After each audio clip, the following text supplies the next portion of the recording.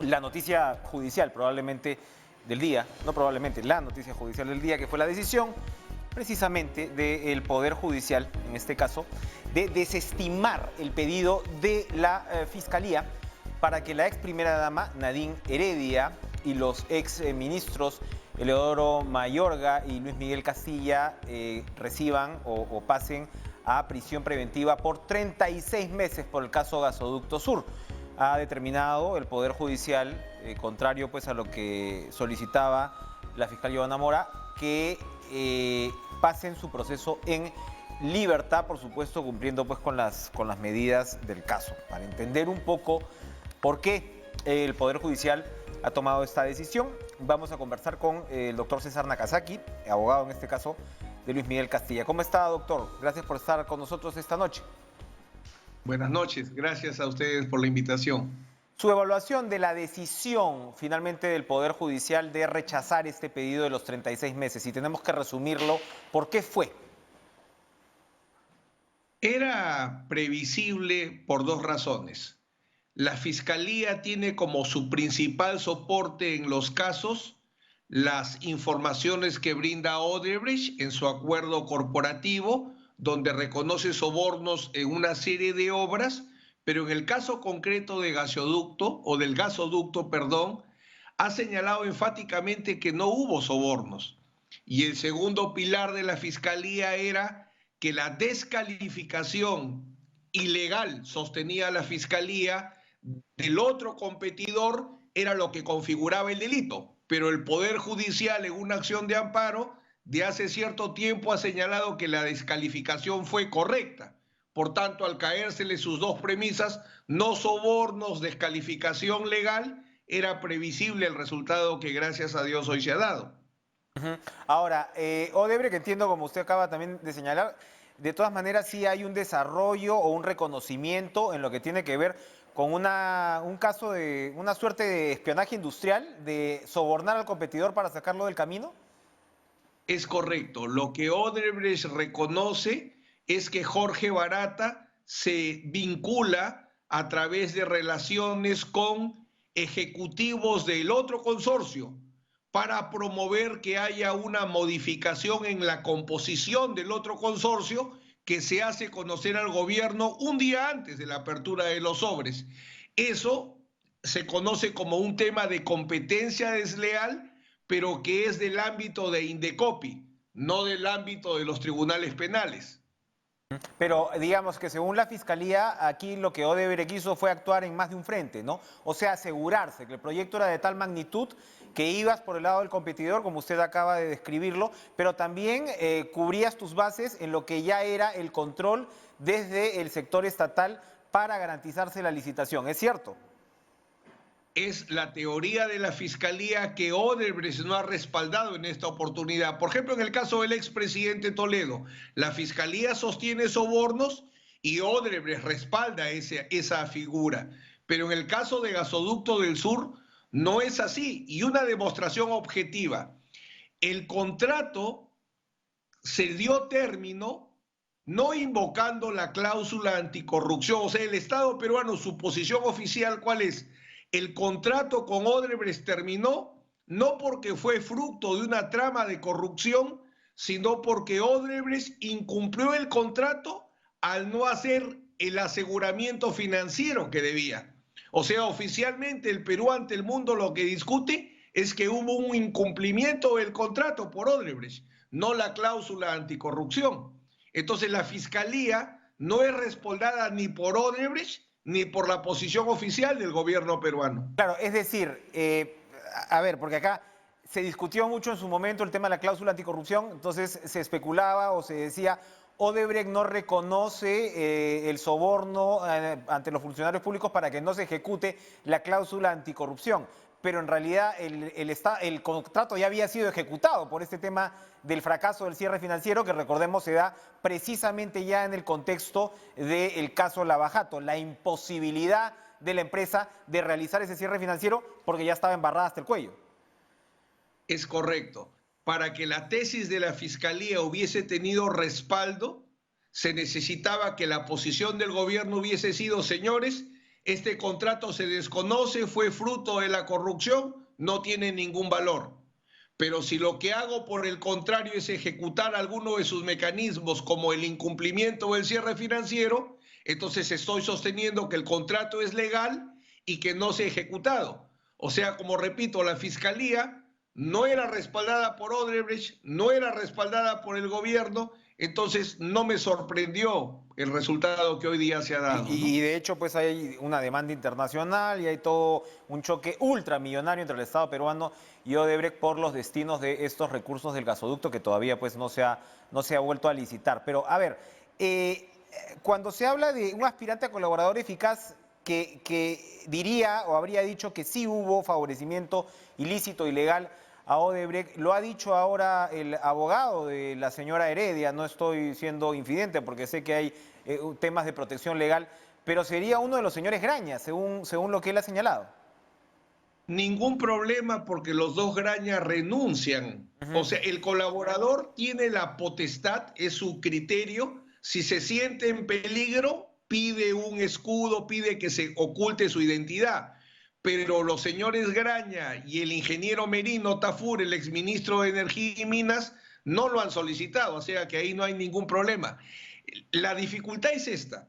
Como el testigo colaborador es un delincuente, no puede ser interrogado por la defensa, o sea, ahí hay que aguantar el balazo sin responder, se aplican reglas de compensación. Entonces el testigo colaborador, para que tenga valor probatorio, necesita ser corroborado con prueba fuerte. Y el gran problema de los Graña es que no son respaldados por Jorge Barata. Lo que ellos afirman, por ejemplo, ellos afirman, a nosotros fuimos vetados por la ex primera dama, que declara Barata, que en Chile Dilma Rousseff le hace conocer la incomodidad que tenía el expresidente Humala por la actuación que tenía el comercio. Y uno de los miembros del consorcio que quería asociarse con Odebrecht le dicen, Sempra, si no me equivoco, si tú quieres ir con nosotros, no va a G&M, Graña y Montero porque nos ha quedado mal en otro contrato. Entonces lo que sostienen los Graña es contradicho por Jorge Barata. Eso es lo que ha visto el juez ahora. Los testigos colaboradores se contradicen entre sí, no generan la sospecha fuerte para que haya una prisión preventiva. Recordemos que como regla la gente entra a la cárcel porque es culpable y excepcionalmente porque es procesada. Claro. Ahora, doctor Nakazaki, en el otro extremo, la Fiscalía termina de construir su hipótesis con un argumento que de todas maneras pues, suena dable, suena viable, que es el hecho de que Humala y Heredia reciben $3 millones por la campaña del 2011 por parte de Odebrecht. Esto por supuesto ellos lo niegan, pero es difícil negar el aporte en sí, y hay toda una discusión, usted conoce muy bien el caso de Keiko Fujimori y demás, sobre qué tan delictivo es o no es el haber recibido aportes. Pero el hecho es que según la Fiscalía el delito se consuma claramente, precisamente con la licitación del gasoducto. Es decir, Odebrecht aporta los 3 millones por lo que usted quiera, por pedido de Lula, por lo que fuera, pero aporta los 3 millones y el favorcito pues se cobra en estas circunstancias. ¿No suena, digamos, complejo para su caso como abogado defensor esa parte de la hipótesis? Lo comento, lo conozco bien porque defiendo al expresidente Humala en ese proceso junto a un equipo de abogados. Ese es el error de la fiscal para construir el caso gasoducto, porque la colusión desleal, que ese es el delito, en el caso de aportes de campaña es un caso de lavado de activos y como bien has recordado la discusión es si las donaciones electorales anónimas son delito o no. El caso gasoducto es un caso de colusión desleal, un pacto que tiene que celebrar un funcionario público en el ejercicio de su cargo con un particular. Entonces, si la fiscal dice que el pacto fue en la campaña electoral del 2011 y que ese pacto generó el aporte de campaña, está reconociendo que fue antes que sean funcionarios públicos. Entonces, ella sola mata su caso. Por eso es que lo que yo considero es que la Fiscalía debe concentrarse en los casos que tiene, que son más de 40, formular acusaciones, ir a juicio y demostrar que las personas son culpables y no tratar de abrir casos nuevos que no tienen ninguna base. Sin Odebrecht que la apoye, la Fiscalía jamás va a poder construir un caso de gasoducto. Ahora, para ir finalizando, su cliente, sin embargo, reconoce esta reunión con testigo Tabata Vivanco. ¿Qué nos puede comentar al respecto? Dos cosas. Primero, que siendo tan correcta la fiscal Mori, quiero decir que es un error, porque ese testimonio ella lo toma en la colaboración eficaz para que nosotros no podamos interrogar, porque no tiene nada que ver con la colaboración eficaz del señor Merino, porque ella dice con ajustas que lo conoce y nada más. Pero lo bueno es que cuando lleva la fiscal el testimonio, todo el testimonio, la doctora, que es colega, exsecretaria general del Ministerio de Energía y Minas, dice que hubo la conversación, niega que se le haya influido para mentir y termina tajantemente diciendo: si me llaman de testigo voy a decir la verdad. Lo que está prohibido es que el investigado se reúna con el testigo para comprar su testimonio o para amenazarlo, para que mienta, pero no que indague información, sino cómo construiría la prueba desde la defensa si no me entrevisto con testigos, con personas que puedan ser testigos o peritos. Eso es legal. Lo ilegal es comprar testimonios o amenazar, como repito, para que no declaren. Y la misma testigo señala que nada de esos aspectos se dio. Por eso es que el juez ha descartado prueba y ha descartado peligro procesal. Muy bien. César Nakazaki, muchas gracias por ayudar a entender un poco la decisión del Poder Judicial hoy. Gracias por estar con nosotros. Invitación. Vamos a una pausa. Regresamos con una entrevista súper interesante. José Castro Danos es un médico infectólogo peruano y es jefe del Servicio de Control de Antibióticos del Hospital de la Universidad de Miami. Es obvio sobre qué tema vamos a hablar y los avances en torno, pues, a la lucha contra la pandemia. No se muevan.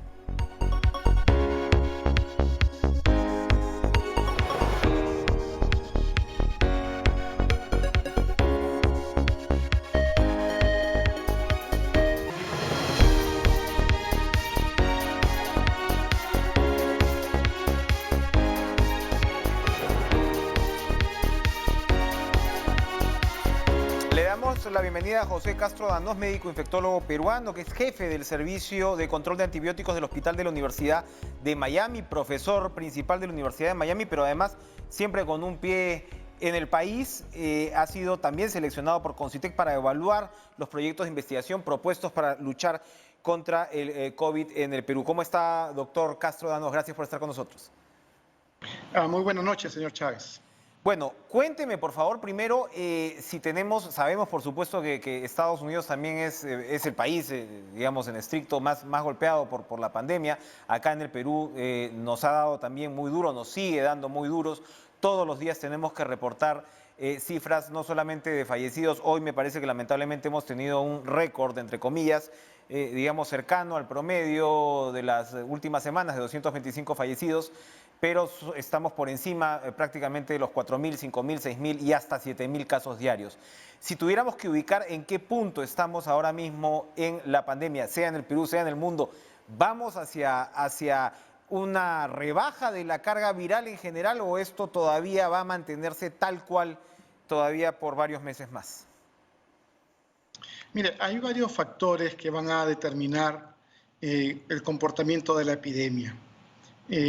Y el principal factor por el momento es el comportamiento de la población. En lugares en el mundo en el que ha habido coordinación entre las autoridades y la población y se han mantenido las reglas básicas de mantener la distancia, de usar máscara, de evitar aglomeraciones, principalmente el pensamiento que debe tener cada ciudadano, que cualquier persona a su alrededor posiblemente esté infectada y se mantenga cuidadosa de eso, la epidemia se puede controlar. En lugares del mundo en los que por diferentes razones no se mantienen esas reglas, la la epidemia continúa y tiene definitivamente la posibilidad de aumentar aún más, hasta que eventualmente puedan haber vacunas o tratamientos efectivos. Pero antes de eso, gran parte del comportamiento de la epidemia está en manos de la ciudadanía. Es importante recordarlo. Anoche conversamos con el nuevo primer ministro, que ha sido pues ministro de Defensa, aquí y ha estado muy sobre el terreno, y él ubicaba como, digamos, la evolución de los factores de contagio, en todo caso, ¿no? Entonces, primero en el caso peruano se vio el tema de mercados, luego se vio el tema del transporte público, luego se vio el tema de los vendedores ambulantes, y todo eso, según el primer ministro, de alguna manera se ha ido atenuando, y ahora el foco de contagio estaría sobre todo en las visitas a familiares, ¿no? Que se hacen pues después de mucho tiempo. Entonces él señalaba, si usted va a visitar a sus familiares, si lo va a hacer o si lo tiene que hacer, siga teniendo la máscara, ¿no? O la mascarilla mientras lo hace. Entonces, claro, lo que usted subraya es muy cierto en el sentido de que las famosas 3 reglas no cambian, ¿no? La mascarilla, la distancia y la desinfección. Así es. Es muy importante tener en cuenta algo que se sabe, de que las personas empiezan a contagiar 1 o 2 días antes que tengan síntomas. Entonces, uno puede ver a alguien que se siente muy bien y esa persona ya está contagiando. Entonces, si cada uno de nosotros piensa o tiene en mente de que la persona con la que está hablando puede ya estar infectada, eso va a permitir de que uno no se contagie. Ayuda, obviamente, que uno tenga su mascarilla y ayuda aún más que la otra persona tenga su mascarilla. Por eso es importante cuidarse y cuidar a la comunidad. Es un sentido de responsabilidad social cuando uno sale e interactúa con otras personas, tener uno mismo su mascarilla, como le digo, para cuidarse a uno mismo y para también cuidar a los demás. Ahora cuénteme, en esta evolución de la pandemia se va también aprendiendo cosas, hay estudios, muchas veces los estudios no son definitivos y demás, pero ahora leía, por ejemplo, y esto va también en dirección de cómo va evolucionando las medidas de restricción social. Los últimos semanas vemos cada vez más niños en la calle, ¿no? En el caso peruano. Los niños menores de 14 años pueden salir solamente por 1 hora en compañía de un adulto, también para evitar pues, el estrés que pasan los chicos, ¿no? Evidentemente. Pero lo que señalaba un estudio es que los niños de hasta 5 años, si no estoy mal además, pueden ser no solamente en la grandísima mayoría asintomáticos, sino tener una carga viral que multiplica el promedio de la carga viral en un adulto, en muchos casos en promedio. ¿Usted tiene información al respecto? ¿Los niños podrían ser portadores silenciosos? Sí, definitivamente los niños se ha visto que pueden contraer la infección. La mayor parte, pero no todos los niños son asintomáticos, no presentan síntomas o presentan síntomas muy leves.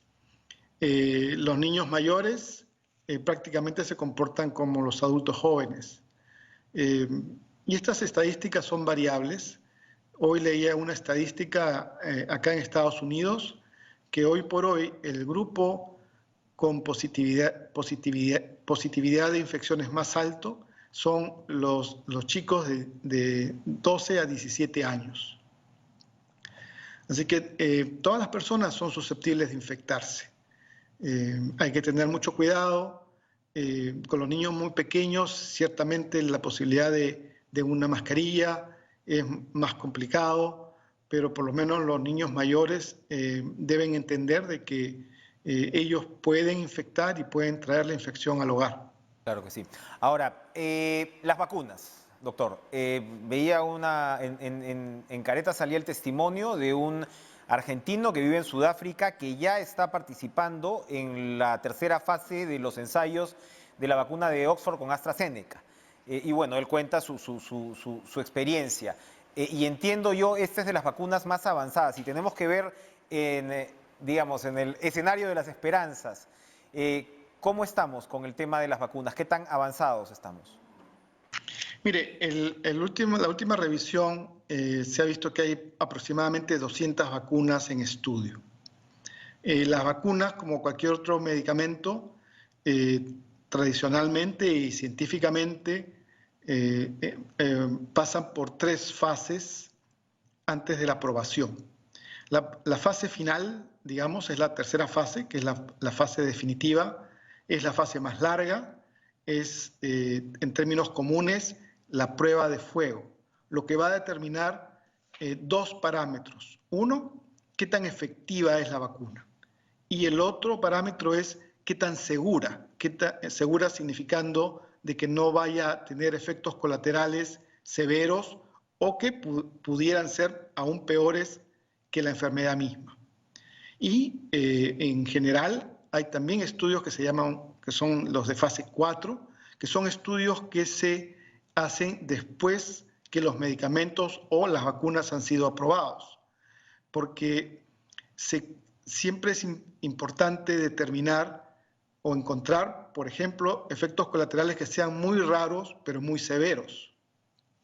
Y esa frecuencia está determinada por cuántos pacientes son estudiados. Si usted tiene un efecto colateral de 1 en 1000, los estudios de fase 1 y fase 2 no lo van a ver.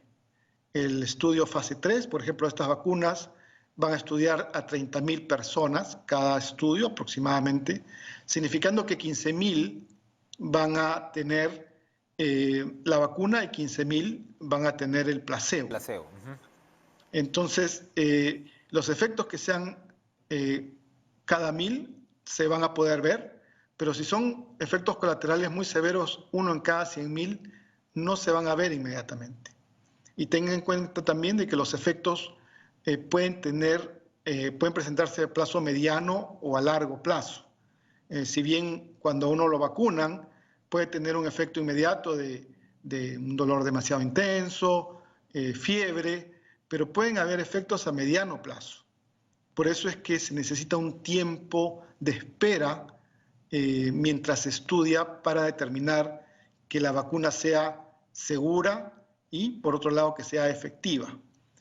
Se habla mucho en los estudios preliminares, como debe ser, por ejemplo, del desarrollo de anticuerpos. Es cierto, el desarrollo de anticuerpos es necesario para que muchas vacunas funcionen, pero no es el único mecanismo que una vacuna funciona. Hay muchas vacunas que pueden desarrollar anticuerpos, pero no son anticuerpos protectores. El ejemplo más claro que le puedo dar son las vacunas contra el VIH, que hasta ahora han sido fallidas. Vacunas contra el VIH desarrollan anticuerpos, pero no son anticuerpos que previenen la infección. Felizmente con el virus de corona tiene un mecanismo de acción, de ataque diferente, y es esperable que los anticuerpos que se desarrollan sean protectores. Sumamente interesante, eso, sí, sumamente interesante, hay muchas doctor. esperanzas de que estas vacunas vayan a funcionar. Ojalá así sea y ojalá, sabemos pues que los plazos son los plazos, pero ojalá sea en el plazo más breve posible dentro de las circunstancias. Gracias, doctor José Castro Danos, por atendernos desde la Florida. Bueno, un placer. Buenas noches. Buenas noches. Vamos a ir a una pausa y regresamos con Cara a Cara. No se muevan.